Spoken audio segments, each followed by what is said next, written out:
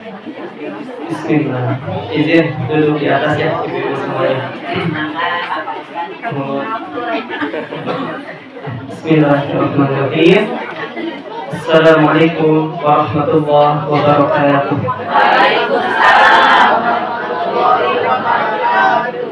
Alhamdulillah, alhamdulillahilladzi hadana lihada wa ma kunna linahtadiya laula an hadana Allah. Asyhadu an la ilaha illallah wahdahu la syarika lah wa asyhadu anna Muhammadan abduhu wa rasuluh. Puji dan syukur kita panjatkan kepada Allah Subhanahu wa taala. Dialah Allah, Tuhan yang satu-satunya yang berhak kita sembah. Tiada Tuhan yang berhak disembah kecuali Allah Subhanahu wa taala. Salawat beserta salam semoga selalu tercurah limpahkan kepada panutan alam Nabi wa Maulana Muhammad sallallahu alaihi wasallam.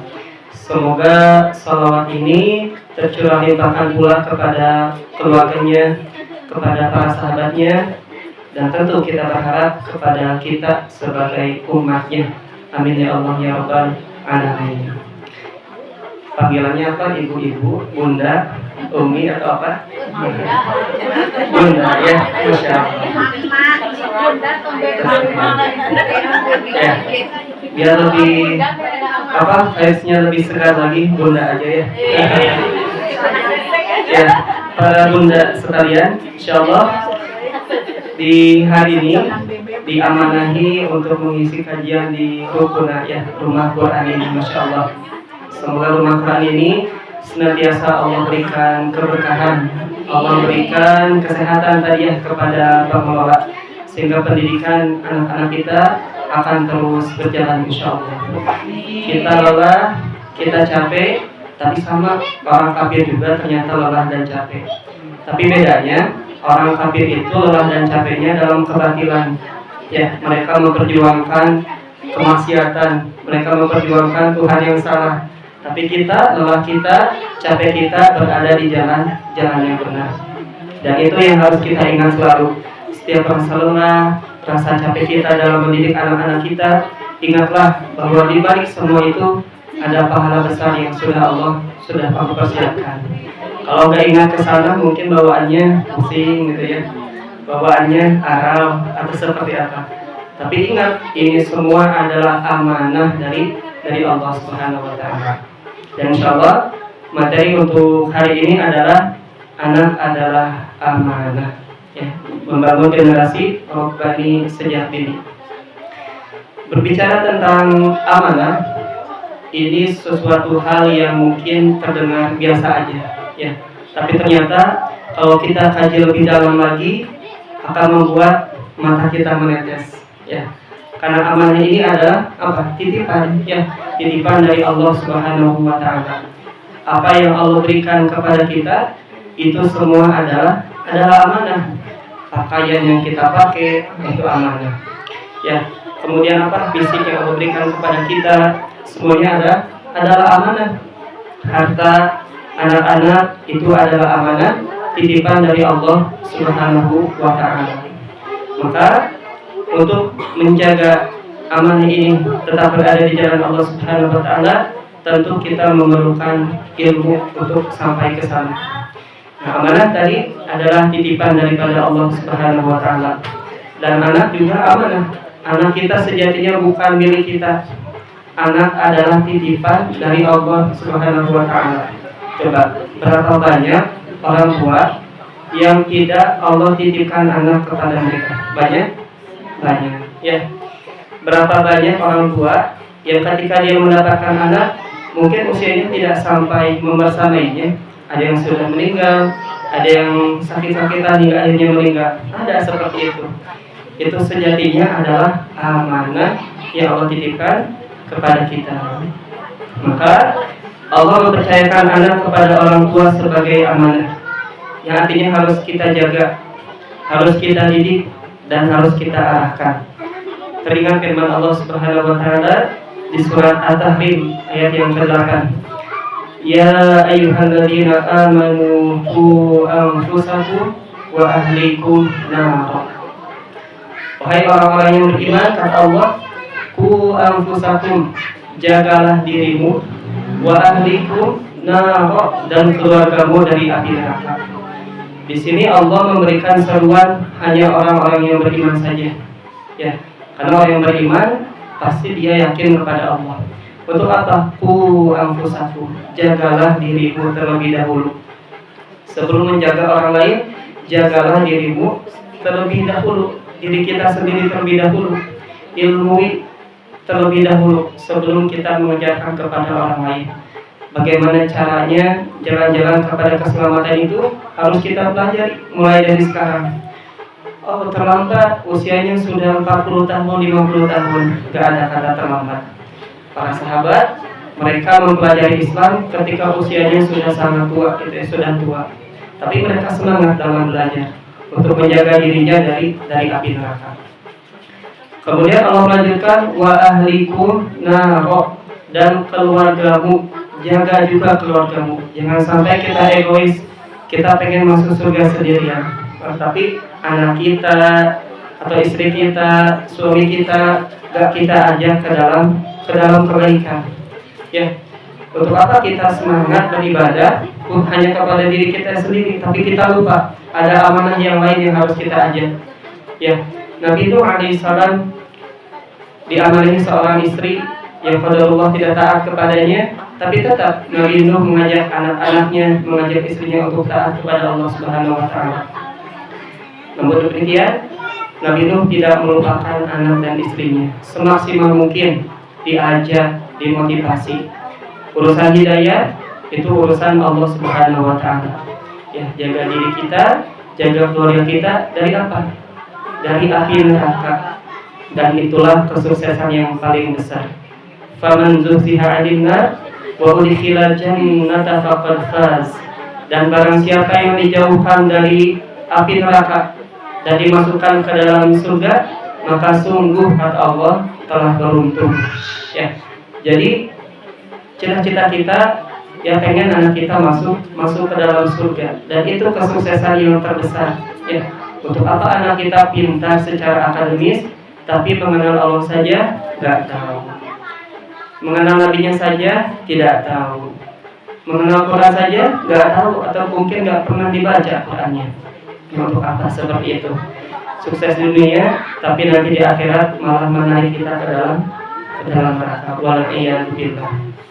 Bahkan neraka itu kata Allah di dalam surat yang tadi kelanjutannya, wahlikum naro wa quduhan nasu wal hijarah. Penjaganya adalah malaikat yang kasar lagi pedis, yang tidak pernah mentaati, yang tidak pernah melanggar perintah Allah. Kalau kata Allah siksa, terus disiksa, nggak akan ada rasa kasihan. Dan itulah di neraka. Dan kita berkumpulnya di sini mudah-mudahan atas dasar iman kepada Allah, kita pengen membekali diri kita untuk kemudian kita berikan pembekalan kepada keluarga kita. Semoga Allah mudahkan para bunda, masya Allah ya. Para bunda semuanya, berbicara tentang amanah, ada satu kisah tentang Khalifah Umar bin Khattab radhiyallahu anhu. Kenal ya? Tapi kenal nggak sama kita? Khalifah Umar bin Khattab radhiyallahu anhu adalah seorang pemimpin. Dia terbiasa pergi malam hari untuk mencari tahu keadaan rakyatnya seperti apa. Dilihatlah satu rumah satu persatu. Pada saat itu ada satu rumah gubuk yang ternyata di sana ada seorang janda tua yang sedang memasak dan anaknya sedang menangis. Disamperin, kemudian ditanya, ada apa? Kenapa anakmu menangis? Wahai wanita ini nggak tahu kalau ini adalah Umar gitu ya, dirahasiakan. Umarnya nggak menampakkan diri kalau dia Umar. Kata janda ini, aku memasak, dia menangis karena dia lapar, pengen makan. Pas dilihat, ternyata apa yang dimasak? Batu. Ya, memasak batu. Biar apa? Biar menghibur anaknya, biar sampai bosan, sampai tertidur. Padahal nggak ada apa-apa, cuma batu yang dimasak. Allahu Akbar. Mendengar hal itu, akhirnya Umar bin Khattab pun sedih hatinya. Dan wanita tersebut bergumam, aku menyesal memilih pemimpin seperti Umar. Wah, Umar langsung pergi ke tempat pengambilan makanan dan dia menggendong gitu ya diangkat gandumnya sendirian satu karung itu, dibawa dan dibantulah dimasak sampai selesai. Maka inilah amanah gitu ya. Dan ada satu hadis yang Rasulullah SAW telah sampaikan kepada kita, kullukum ra'in wa kullukum mas'ulun an ra'iyatih. Masing-masing kalian adalah pemimpin dan kalian akan dimintai pertanggungjawaban atas apa yang dipimpinnya tersebut. Seorang suami, maka dia pemimpin terhadap istri dan anak-anaknya. Cukup sampai di sana? Enggak. Ternyata seorang istri, seorang ibu juga sebagai pemimpin di rumahnya, menjaga hartanya, menjaga rumahnya, menjaga anak-anaknya, pendidikan anak-anaknya, dan para muda juga adalah pemimpin di rumahnya. Ya. Dan imam, presiden dan lain sebagainya itu juga adalah pemimpin. Dan semuanya akan dimintai pertanggungjawaban oleh Allah Subhanahu wa taala. Dan kelak kedua kaki kita gak akan bergeser, gak akan melangkah nanti pada hari kiamat sampai ditanyai beberapa hal. Salah satunya adalah tentang umurnya, dengan apa kita gunakan. Ya, apakah kita gunakan untuk melaksanakan amanah tersebut dengan baik ataukah tidak? Ngeri ya, kalau sampai dilihat ke sana, betul. Kita tuh sepertinya belum menjalankan amanah dengan sebaik-baiknya. Anak kita aja belum kita didik dengan sebaik-baiknya. Dan kelak itu semua akan ditanya oleh Allah Subhanahu wa taala. Sudah siapkah kita menjawab pertanyaan tersebut? Tentu belum bisa ya. Allahu Akbar. Semoga Allah bimbing kita. Para bunda rahimani wa rahimakumullah, selanjutnya anak itu tadi adalah amanah. Ternyata Allah Subhanahu wa taala di dalam Al-Qur'an memberikan posisi bagi anak. Setidaknya ada 4 posisi anak di dalam Al-Qur'an. Yang pertama, anak itu adalah sebagai penenang hati kita, sebagai penyejuk mata kita, qurrata a'yun gitu ya. Kenapa disebut qurrata a'yun, penyejuk mata? Sebetulnya ketika kita menangis bahagia dan ketika kita menangis sedih, itu tetesan airnya berbeda. Ketika kita bahagia, maka tetesan airnya itu sejuk, makanya dikatakan penyejuk mata. Alhamdulillah, sampai kita bahagia, senang gitu ya melihat anak yang soleh dan solehah. Pernah seperti itu bunda? Insya Allah pernah ya, alhamdulillah. Menangis bahagia. Tapi kalau anak kita yang ternyata buat kita jengkel, membuat kita sedih, menggerutu setiap hari, nangis, tapi bahagia, enggak bahagia, panas tetesan matanya ya, maka bukan penyejuk mata kalau seperti itu. Maka yang pertama kata Allah di dalam surat Al-Furqan, Rabbana hab lana min azwajina wa dzurriyyatina qurrata a'yun waj'alna lil muttaqina imama. Wahai Tuhan kami, karuniakanlah kepada kami di antara istri-istri kami dan anak-anak kami sebagai penyejuk mata kami. Waj'alna lil muttaqina imama, dan jadikanlah kami pemimpin bagi orang-orang yang bertakwa. Tadi yang pertama berarti anak itu sebagai penyejuk hati kita. Mudah-mudahan anak-anak santri rukunan ini menjadi penyejuk mata bagi kedua orang tuanya. Amin ya rabbal alamin. Yang kedua, kata Allah adalah sebagai perhiasan dunia. Anak-anak itu kebanggaan ya, perhiasan dunia. Al-mal wal banun zinatul hayatid dunya. Anak-anak dan harta itu adalah perhiasan bagi kehidupan kita di dunia. Tapi ingat, perhiasan itu jangan sampai melalaikan kita dari mengingat Allah. Wal baqiyatus sholihatu khairun 'inda rabbik. Tetapi amal sholih itu lebih baik dan lebih baik untuk diharapkan di sisi Allah. Jadi anak-anak dan amal sholih itu ternyata amal sholih yang harus kita perjuangkan. Makanya jangan sampai anak-anak kita menghalangi kita dari mengingat Allah. La tulhikum amwalukum wa la auladukum an dzikrillah wa may yaf'al dzalika fa ulaika humul khasirun. Wahai orang yang beriman, jangan kau jadikan harta dan anak-anakmu memalingkan engkau dari mengingat Allah. Sibuk ya, banyak anak kadang lupa sama Allah. Sibuk tentang pendidikannya, sibuk beli baju-bajunya, perlengkapannya, sibuk sampai kita nggak ingat sama Allah. Atau banyak harta, tanah di sana sekian hektar, di belakang sekian hektar punya orang gitu ya, beberapa hektar gitu. Sampai pusing memikirkan harta, harus dikemanakan lagi, sampai dia nggak ingat sama Allah sedikit pun. Alhamdulillah.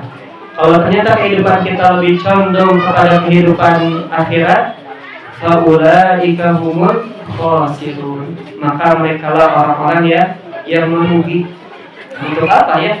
Di dunia bahagia, tetapi di akhirat gak bahagia. Maka orang mukmin yang cerdas adalah mereka yang lebih mementingkan akhirat. Banyak harta boleh atau tidak? Boleh tentu ya. Banyak anak boleh tidak? Boleh. Ya, banyak anak mencari rezeki katanya ya. Amin. Nah, anak dan harta titipan dari Allah. Kalau ternyata Allah karuniakan harta yang banyak, anak yang banyak, alhamdulillah. Fa'amma bi ni'mati rabbika fahadith. Kayak tadi ya, terhadap nikmat Tuhanmu maka ucapkanlah, kabarkanlah. Alhamdulillah. Punya harta banyak, silahkan gunakan harta tersebut dengan kebaikan. Kita doakan ya pengelola kita, semoga Allah banyakkan hartanya, Allah berkahi, Allah mudahkan. Insyaallah ya. Nikmat harta itu ada pada tangan orang saleh. Ya. Harta dipegang sama orang kikir, orang kafir, gak kebagian berkah kita ya. Tapi sama orang yang soleh, masya Allah berkah. Sedikit juga berkah, apalagi banyak. Alhamdulillah. Yang ketiga, anak itu adalah sebagai fitnah atau ujian. Ya, innamal amwalukum wa auladukum fitnah. Harta sesungguhnya di antara istri-istri dan anak-anakmu itu ada yang menjadi ujian atau menjadi fitnah bagi kalian. Maka berhati-hatilah. Dan yang terakhir yang harus kita hindarkan adalah anak itu bisa menjadi musuh kita. Ya, bisa menjadi musuh kita. Wahai orang-orang yang beriman, sesungguhnya di antara istri-istri kalian dan anak-anak kalian itu ada yang menjadi musuh bagi kamu, maka berhati-hatilah. Para ulama ada dua tafsiran dalam ayat ini. Yang pertama adalah menjadi musuh ketika nanti di akhirat. Ya, menjadi musuh ketika di akhirat. Al-akhillau yawma idzin ba'duhum li ba'din aduwwun illal muttaqun. Orang-orang yang beriman, orang-orang yang bertakwa pada hari itu, orang-orang itu nanti pada hari kiamat akan saling bermusuhan satu sama lain kecuali orang-orang yang bertakwa. Orang mukmin pun sama dengan anak-anaknya bisa menjadi musuh nanti ketika di akhirat kelak. Ya, atau mungkin anaknya memusuhi kita di hari kiamat. Kenapa? Bunda, ayah, kenapa waktu dulu di dunia gak pernah mengajari aku baca Quran? Jadi musuh nanti di akhirat. Bunda, kenapa waktu di dunia gak pernah ajari aku sholat? Kenapa gak pernah aku ajari adab yang baik? Akan jadi musuh, akan menggugat kita di hadapan Allah. Waduh, gak bisa gimana ya. Dan yang kedua, bisa juga ketika di dunia itu menjadi musuh bagi kita. Banyak sekarang ya, seorang anak memusuhi orang tuanya hanya karena harta, ya, hanya karena warisan, atau nggak mau nanya sama ayahnya, nanya sama ibunya, nggak mau kenal lagi pokoknya. Ada yang seperti itu? Ada. Yang naudzubillah min dzalik. Jadi musuh di dunia, jadi musuh juga di akhirat. Naudzubillah min dzalik ya. Semoga anak kita nggak jadi musuh di dunia, sekarang nggak jadi musuh ya, menjadi penyejuk mata kita, menenangkan hati kita, dan nanti di akhirat juga bukan jadi musuh bagi kita, tapi jadi pendamping kita di surga Allah. Amin ya rabbal alamin. Maka berhati-hatilah wahai bunda, jangan sampai amanah yang Allah titipkan kepada kita berupa anak ini menjadi musuh kelak di hari kiamat. Kemudian tadi judulnya adalah anak adalah amanah, mencetak generasi robbani sejak dini. Ya, maka tentu kita pengen anak-anak kita ini menjadi anak-anak yang salih dan salihah.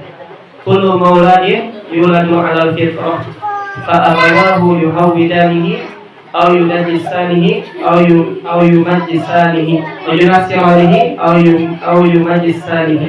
Ya. Allah itu melahirkan seorang anak. Kemudian anak-anak itu terlahir dalam keadaan fitrah. Orang tuanya lah yang menjadikan dia seorang muslim kah, menjadikan dia seorang Yahudi, seorang Nasrani, atau menjadi seorang Majusi. Ya, fitrahnya Islam, gitu ya, fitrahnya Islam. Dan masya Allah ya, tadi kita mendengar ada Bang Rian di belakang, secara lahir dulunya fitrah, tapi orang tuanya mungkin agamanya apa, Allah belum tahu, nanti mungkin akan berkenalan. Tapi alhamdulillah hidayah Allah datang kepadanya, sehingga Allah kembalikan kembali menjadi fitrahnya, menjadi seorang muslim ya. Dan kabar gembira bagi mereka yang masuk Islam, bahwasanya dosa-dosanya yang telah lalu Allah telah hapus, terlahir kembali seperti masih bayi ya, seperti bayi yang baru lahir, suci dalam keadaan tanpa dosa, bersih. Dan ketika dia mengikrarkan asyhadu an la ilaha illallah asyhadu anna muhammadar rasulullah, maka pada detik itu dosa-dosa dan catatan pahalanya mulai dicatat kembali ya. Alhamdulillah ya. Tapi kabar gembiranya bagi kita juga yang sedari kecil sudah jadi orang Islam, maka Allah bisa juga tuh menghapus dosa-dosa kita. Bahkan dosa-dosa kita bisa diganti dengan pahala. Syaratnya apa? Syaratnya adalah bertaubat. Sekiranya ada dosa yang pernah kita lakukan, bertobat kepada Allah. Illa man taba wa amana wa amila amalan shalihan faulaika yubaddilullahu sayyi'atihim hasanat. Kata Allah, kecuali orang-orang yang bertaubat, maka dosa-dosanya sama Allah diganti dengan kebaikan. Kita banyak dosa nih, kemudian bertobat, dosa sebanyak itu sama Allah diganti semuanya dengan kebaikan. Ada sekarang dosa, kita bertobat, satu karung ini bukan jadi dosa lagi, tapi jadi pahala. Allah Ar-Rahman Ar-Rahim ya, maha kasih sayangnya Allah kepada kita seperti itu. Kembali lagi tadi kepada generasi Rabbani. Apa itu generasi Rabbani? Generasi Rabbani kira-kira apa? Sudah semuanya. Sering yang kita dengar Rabbani, atau merek baju Rabbani. Rabbani atau Rabbana, ada makanan Rabbana ya. Siapa yang ngasih nama Rabbana? Dan Rabbana adalah Tuhan kami. Ya. Generasi Rabbani adalah generasi yang dekat dengan Allah Subhanahu wa ta'ala. Ya, senantiasa mengamalkan perintah Allah Subhanahu wa ta'ala dan menjauhi larangan Allah. Perihal ini Rasulullah pernah mengatakan, sesungguhnya Allah takjub, Allah kagum kepada pemuda yang tidak memiliki sobwah. Apa itu sobwah? Sobwah itu adalah tidak memiliki kecenderungan untuk berbuat maksiat. Allah kagum sama pemuda, sama pemudi yang ketika masa mudanya itu dia bisa melakukan kemaksiatan, punya motor, punya harta, sebetulnya bisa pacaran, boncengan, berduaan kemana-mana. Tapi karena keimanannya kepada Allah dia gak mau, maka Allah kagum kepada pemuda yang seperti itu. Dan kita berharap anak-anak kita ini menjadi generasi Rabbani ya, yang dekat dengan Allah Subhanahu wa ta'ala, yang dekat dengan nilai-nilai keislaman, gak anti lagi dengan Al-Quran. Karena fenomena pada saat ini biasanya SMP itu udah selesai ngaji ya, SD masih zaman, SMP udah gak zaman ngaji. Pemikiran dari mana ini ya? SMP udah gak zaman, udah basi. Apalagi SMA malu pengen ngaji juga. Allahu Akbar. Padahal ngaji itu dari kita lahir sampai kita meninggal gitu ya. Tapi anak-anak zaman sekarang, naudzubillah ya, semoga Allah hindarkan, SMP itu udah anti ngaji, udah gak mau ngaji lagi. Iqra selesai udah gitu ya. Padahal kewajiban kita menuntut ilmu itu sampai akhirnya ya, gak mengenal waktu, gak mengenal usia, bahkan gak mengenal tempat ya. Makanya gak heran kalau anak-anak zaman sekarang generasi yang memprihatinkan, Gen Z gitu ya, atau Gen Alpha sekarang yang alhamdulillah lebih dekat dengan gadget, sosmed, TikTok, oh ini TikTok nih. Beberapa tempat pernah singgah. Ketika istirahat, pakai motor istirahat, rame-rame di kanan ada apa? Ternyata, mungkin SMP atau SMA, HP-nya di depan, perempuan berdua joget-joget main TikTok. Ya, joget-joget di TikTok udah biasa aja. Itu bukan satu orang, dua orang, banyak yang kita lihat. Tapi yang tidak kita lihat bisa jadi lebih banyak lagi. Ya, gak baik-baik aja sebetulnya dunia ini sedang tidak baik-baik saja.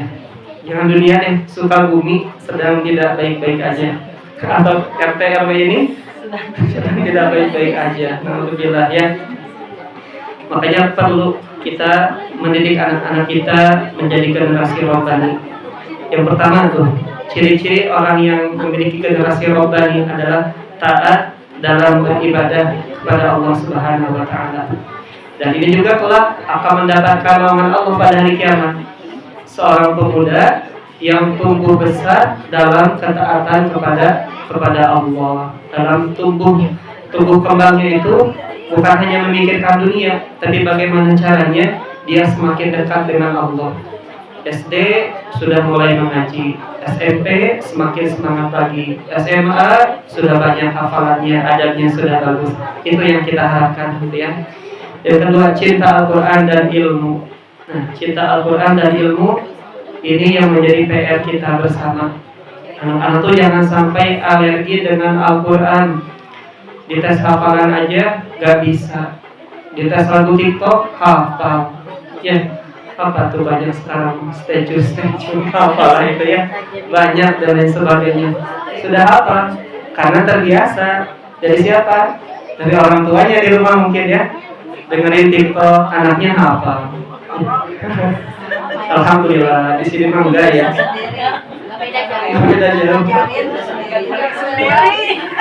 Bisa sendiri ya anak tuh. Nah, maka tuh nih, hati-hati orang tua, jangan sampai membebaskan anak-anak tuh pegang gadget gitu ya. Karena kalau anak-anak sudah kenal dengan gadget, biasanya gak tertarik lagi dengan permainan yang ada. Karena HP itu kan apa yang diinginkan ada di situ. Stimulusnya apapun yang kita inginkan ada. Kita pengen ini langsung dikasih. Orang tua beda, pengen itu dikasihnya lama. Udah main gadget aja gitu. Jadi rasa ketergantungan kepada gadgetnya semakin tinggi. Terus siapa yang salah? Yang salah orang tua yang ngasih HP gitu ya. Bagaimana caranya? Ambil HP-nya, anaknya nangis, udah biarin aja gitu ya. Biarin aja daripada nanti kita yang nangis di hadapan Allah. Mending anak kita nangis sekarang, gak lama kok, sebentar ya. Kemudian yang ketiga adalah memiliki akhlak yang mulia. Generasi robbani ini dia memiliki akhlak yang mulia, bukan hanya ilmu, tapi juga dia memiliki adab yang baik. Ada sebuah perkataan, bil adabi tafhamul ilma. Dengan adab kita akan memiliki ilmu. Ada tuh kisah seorang anak kecil namanya Yahya bin Yahya Al-Laythi, ya seorang pemuda yang menuntut ilmu jauh-jauh dari Spanyol, dari Andalusia ke kota Madinah. Pergi ke sana untuk menuntut ilmu. Sesampainya di kota Madinah, para penuntut ilmu di sana, mereka pergi keluar majelis. Yang gurunya namanya Imam Malik. Semuanya pergi keluar majelis. Ada apa? Ada pertunjukan gajah. Atau mungkin sekarang di luar ada progemonya, drum band, atau ibu-ibu ini ada yang jualan perabotan, keluar semua. Ada sisa satu orang. Ya, serba 5.000 keluar semua. Allah. Sisa satu orang. Nah, itu namanya Yahya bin Yahya Al-Laythi. Kemudian dikatakan, wahai Yahya, kenapa engkau tidak pergi keluar majelis untuk melihat pertunjukan gajah? Maka kata Yahya, wahai Imam Malik, hai guruku, sesungguhnya aku di sini bukan untuk melihat gajah. Aku di sini bukan untuk membeli perabotan yang 5.000-an. Tapi aku datang ke sini adalah untuk menuntut ilmu. Maka dengan adabnya yang baik, akhirnya Yahya bin Yahya Al-Laythi mendapatkan ilmu yang tidak didapatkan oleh teman-temannya yang lainnya. Maka pendidikan adab ini pendidikan yang sangat penting yang perlu kita ajarkan kepada anak-anak kita. Terlebih di usia awal-awal, adab itu 80% capaiannya dan ilmu 20%. Jadi kalau adab itu seperti fondasi. Kalau fondasi berarti kalau bangunannya pengen kokoh, pengen bagus, fondasinya harus kuat, harus kokoh. Kalau fondasinya, adabnya gak kuat, misalnya nanti ketika dia banyak ilmu, maka ilmunya gak dia gunakan dengan adab yang baik. Hafal Quran, hafal, ilmunya banyak, tapi gak diamalkan, gak beradab sama orang tuanya, gitu ya. Gak memiliki akhlak yang baik kepada teman-temannya. Padahal agama ini dibangun atas akhlak, gitu ya. Karena itulah Rasulullah diutus kepada kita, innama bu'itsu liutammima makarimal akhlak. Rasulullah itu diutus untuk menyempurnakan akhlak kita. Dan anak-anak kita jika memiliki akhlak yang baik, maka insya Allah akan terbentuk generasi Rabbani yang dekat dengan Allah, yang memiliki adab yang baik. Dan terakhir tentang generasi Rabbani adalah senantiasa berkontribusi untuk umat. Ya, pikirannya itu bukan hanya dirinya sendiri. Bagaimana caranya umatku ini, umatku udah kayak Nabi ya. Bagaimana umat Islam ini dia punya keimanan yang tinggi kepada Allah. Gimana caranya aku bisa ngajar kembali? Aku dulu belajar di sini, bagaimana caranya bisa mengajarkan kembali, berkontribusi untuk umat, gitu ya. Ya walaupun ilmunya baru segitu, alhamdulillah, itu juga ilmu, gitu ya. Daripada nggak diajarkan sama sekali. Jangan sampai sudah ilmunya tinggi, tapi keinginan untuk mengajar kepada orang lain, keinginan untuk berdakwah itu lemah, ya. Capek udah aja, mending tiduran. Wah, capek ya majelis ilmunya, menuntut ilmu, mending tiduran aja. Dan Masya Allah ya, hari Ahad ini, weekend ini, pengennya mah senam ibu ya. Biasanya ibu senam ya. Tapi alhamdulillah Allah takdirkan bisa berkumpul di sini. Nah, kemudian pertanyaannya, kenapa kita harus membentuk anak kita menjadi generasi Rabbani sejak dini? Kenapa? Kenapa harus sejak kecil kita didik anak kita menjadi generasi Rabbani? Supaya terbiasa, betul ya. Jadi supaya terbiasa harus biasakan sejak dini. Terlebih anak-anak itu memiliki usia emasnya, gitu ya, golden age kalau yang kita kenal. Maka tadi pendidikan itu 60% itu berada di rumah, ya, 60% ada di rumah. Jadi silakan sedari kecil, sejak dini ajarkan anak untuk mengenal Allah.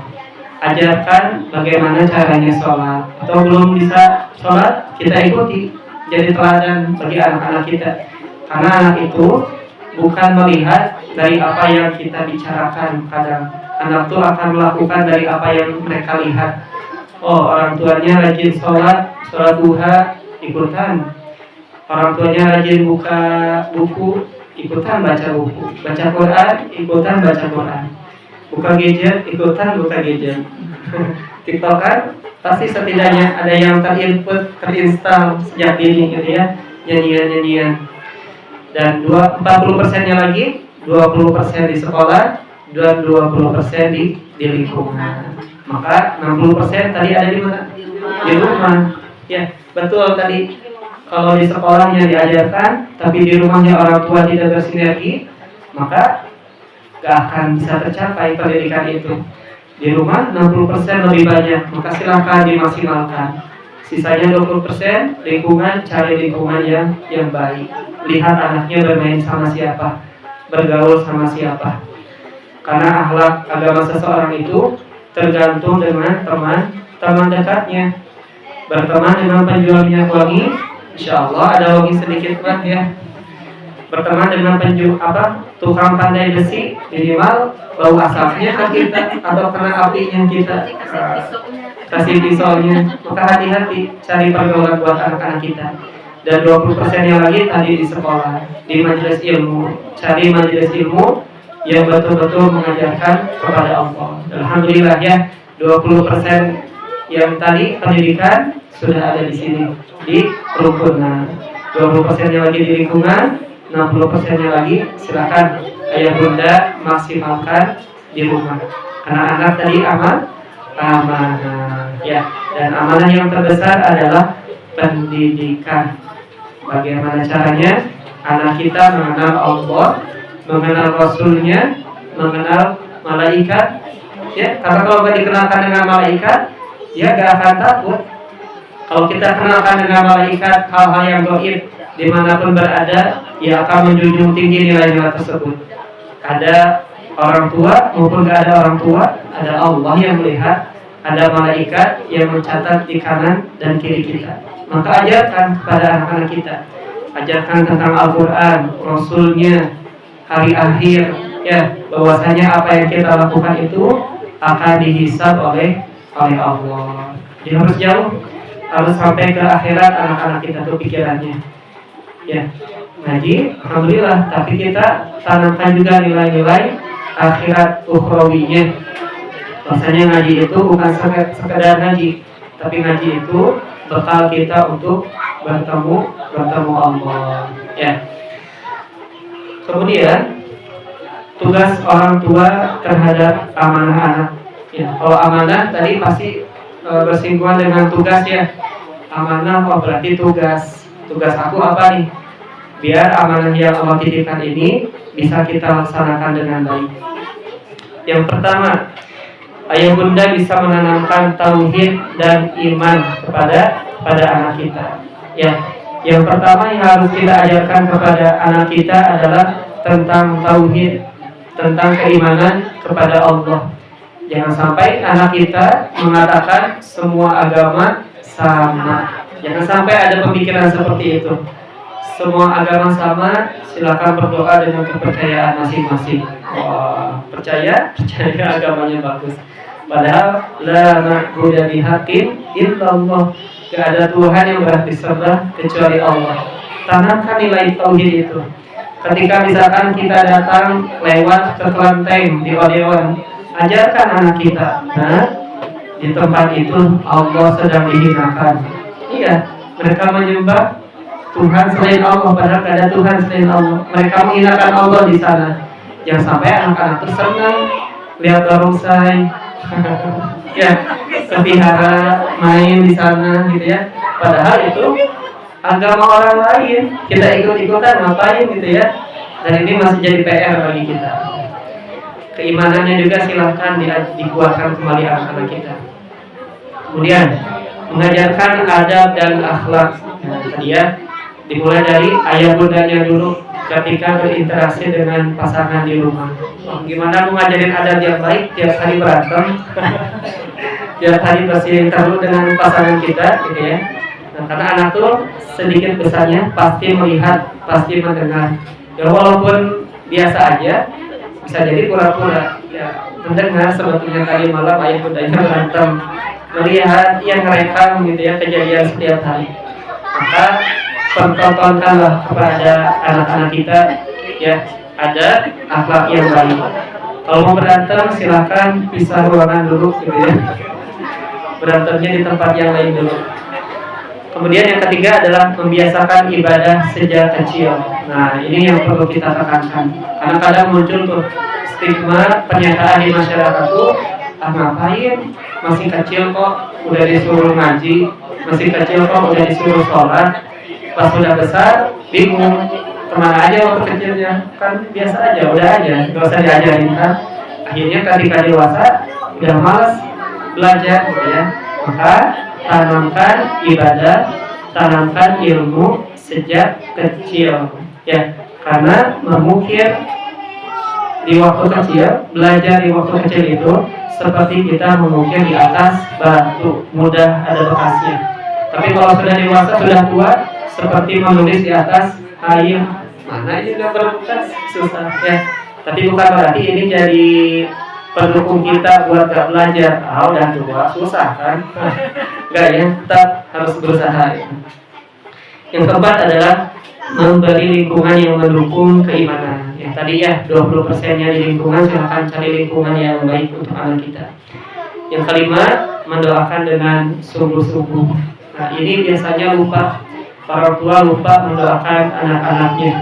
pengen anak-anaknya jadi anak-anak yang solih-solihah, tapi ternyata satu hari pun lupa kita nggak pernah mendoakan anak kita, ya, atau mendoakan anak kita, tapi hati kitanya ketika berdoa lalai, cuman hafal cangkem aja gitu, tapi hakikatnya maknanya nggak kita hayati doanya gitu ya, karena Allah nggak akan mengabulkan doa dari hati yang lalai. Berarti PR kita bertambah lagi, hadirkan hati ketika kita berdoa, ya. Dan jangan lupa pula doakan orang tua kita, karena kita pun anak-anak ya. Bunda juga walaupun sudah usianya sudah berkepala berapa? Kepala 6, kepala 4, sejatinya kita masih anak-anak kalau di hadapan orang tua kita, ya. Dan langkah membangun generasi rohani, hari jadi teladan, kemudian baca dan kaji Quran bersama. Ya, ini yang tadi ya, libatkan anak dalam kebaikan, sedekah, sholat berjamaah. Nah, ini yang tadi betul. Ya.